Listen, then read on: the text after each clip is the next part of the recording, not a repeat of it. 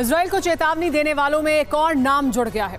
Chechen force के chief Ramzan Kadyrov ने Gaza पर हो रहे हमलों को बर्दाश्त से बाहर बताया है।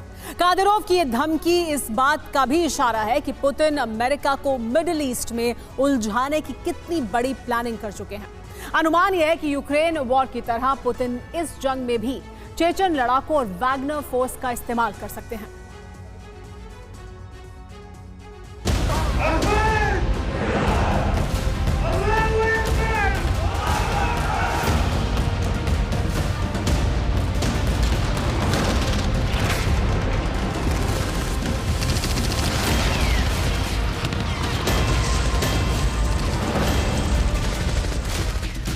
यूक्रेन युद्ध के बाद से यह चेहरा कई बार सुर्खियों में आ चुका है। नाम है रमजान कादिरोव, चेचन फोर्स का सुप्रीम।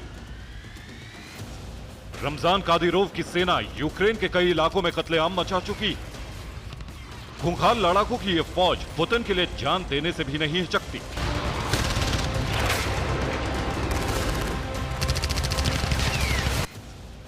अब इसी चेचन फोर्स के सुप्रीम ने इजराइल को चेतावनी दी है। रमजान कादिरोव ने कहा है, गाजा में जो हो रहा है वो बर्दाश्त के लायक नहीं है। बमबारी से निर्दोष लोगों का खून बहाया जा रहा है। पश्चिमी देश इस नरसंहार का समर्थन कर रहे हैं। रमजान कादिरोव ने गाजा में टूट रही मस्जिदों और मुसलमानों की मौत पर इजराइल को चेतावनी दी है। माना जा रहा है कि अगर गाजा में ग्राउंड ऑपरेशन की शुरुआत हुई तो चेचन फोर्स को गाजा भेजा जा सकता है।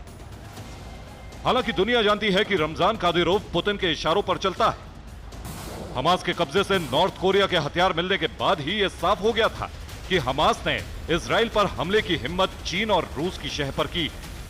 चीन और रूस पर्दे के पीछे रहकर हमास को सपोर्ट कर रहे हैं। अब चीन ने मिडिल ईस्ट में अपनी नौसेना की तैनाती बढ़ाई है, तो वहीं पुतिन ने भी रमजान कादिरोव से इजराइल को धमकी दिलवा दी है।